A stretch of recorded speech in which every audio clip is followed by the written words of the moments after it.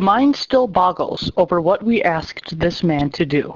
Fly in a plane over downtown Moscow, alone, unarmed, and unafraid, than to suffer in prison during what was indeed a war, the Cold War.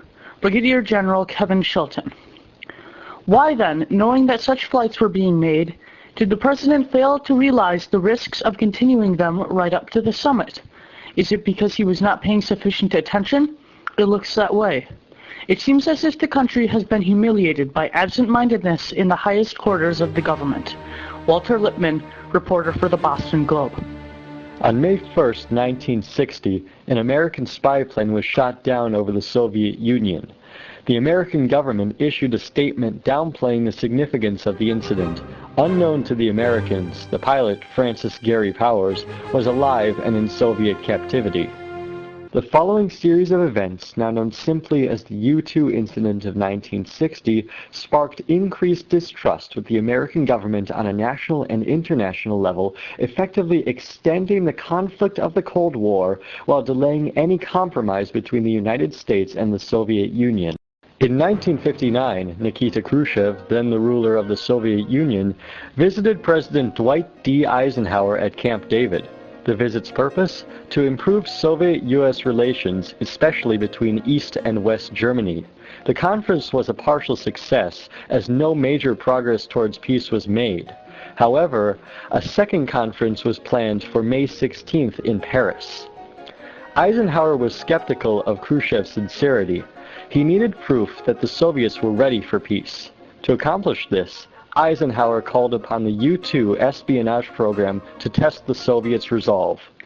In 1956, Lockheed Martin was asked to build a revolutionary spy plane that could fly upwards of 68,000 feet for thousands of miles at a time. The crafters of the plane sacrificed durability and stability for stealth, speed, and high-resolution photographic equipment. This was the U-2. U-2s were used to take photographs of Soviet military bases and airports, to gather valuable information on the nuclear capabilities of the nation, as well as to gain information on possible surprise attacks. The craft also became equipped with a 2.5-pound bomb to destroy the aircraft and its crucial photographs should it ever have been shot down. However, a takedown was thought to be minimal due to the fact that the U-2 flew at altitudes never before reached by anti-aircraft missiles or any other aircraft known to the world. The Soviets were aware of the U-2's presence, but even their sophisticated technology was unable to shoot one down. Powers' mission, entitled Operation Grand Slam, required him to fly more than one-half the length of the Soviet Union while photographing strategic military bases and airports. This was the longest and most dangerous flight in the history of the U-2 program. Eisenhower authorized the flight personally, as he did with all other U-2 flights. The program itself was run by Allen Dulles and Richard Bissell of the CIA to keep the secret plans out of the public eye. On the morning of May 1, 1960, Gary Powers took off from the U-2 base in Peshawar, Pakistan, and began his flight across the Soviet Union. Simultaneously, another U-2 took off and traced the Soviet border as a decoy. When Powers showed up on Soviet radar, Khrushchev ordered an anti-aircraft cannon to shoot him down. A rocket struck Powers, and he found himself plummeting towards the Earth from 70,000 feet. No one in the CIA ever believed that somebody could survive a crash from that height, but somehow Powers was able to eject, but he was later captured by the KGB. According to CIA regulations, Powers should have killed himself using the poison prick given to him at the start of his mission. This error proved costly for the United States, and it provided the Soviets with a secret source of information and bargaining tool. When Khrushchev received word that an American spy plane had been shot down, he was ecstatic. He was even more pleased when he heard that the pilot was alive. He decided to use that to his advantage when dealing with the United States. Khrushchev released a statement on May 5th that a U-2 spy plane was shot down over Soviet territory. The leader condemned the attacks as aggressive provocation. However, Khrushchev believed that Eisenhower was not responsible for the flights.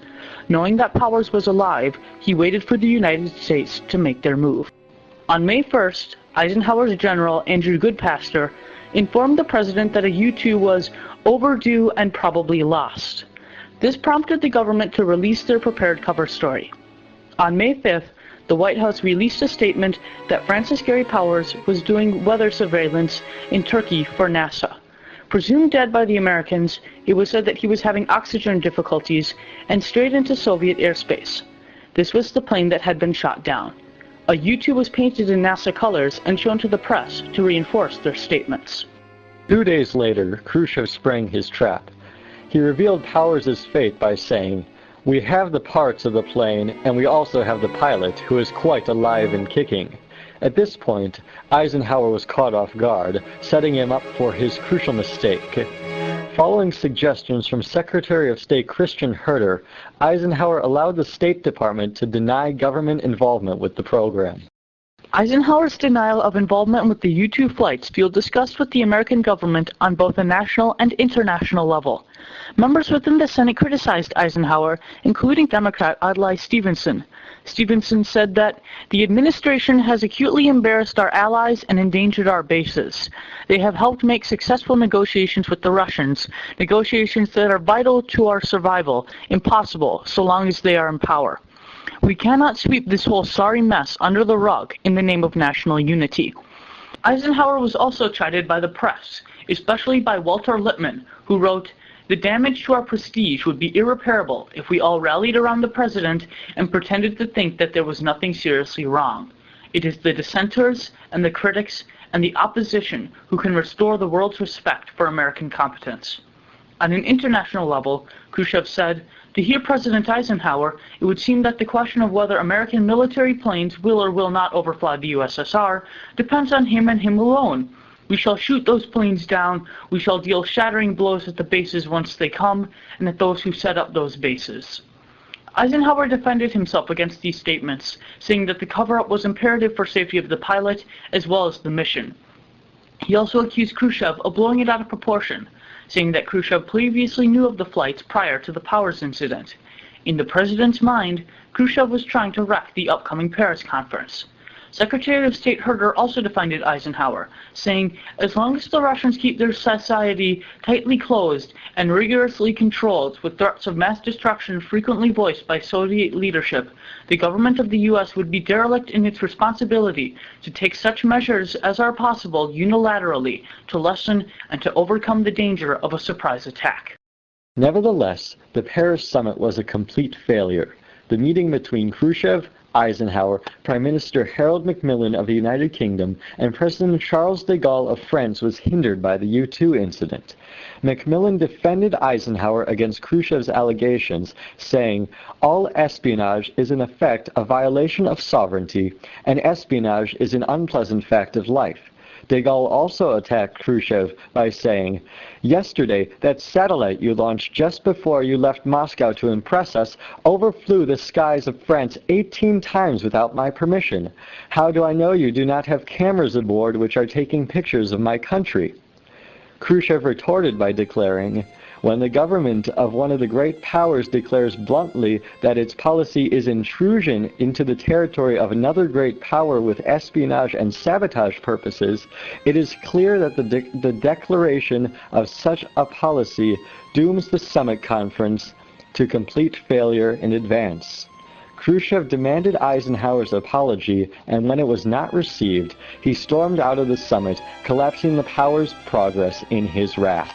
The collapse of the Paris summit dissolved all peaceful relations between the Soviet Union and the United States, including the new ones forged at Camp David a year earlier. This extended the Cold War until the collapse of the Soviet Union in 1991, 31 years after the U-2 incident. With the reputation of the United States tarnished, Eisenhower canceled further U-2 flights but vowed to keep America safe from further surprise attacks. To decrease the risk of a second incident, the U.S. developed more advanced unmanned spy satellites. In the words of John Eisenhower, Dwight's son, "The CIA promised us that the Russians would never get a U-2 pilot alive, and then they gave the SOB a parachute." Khrushchev said, "This is really a pity, but we had no choice. The U-2 flights are not only a flagrant violation of international law, they are a gross insult to the Soviet Union." The U-2 incident fueled national and international skepticism of the United States government and dismantled the compromises between the United States and the Soviet Union, extending the conflict of the Cold War.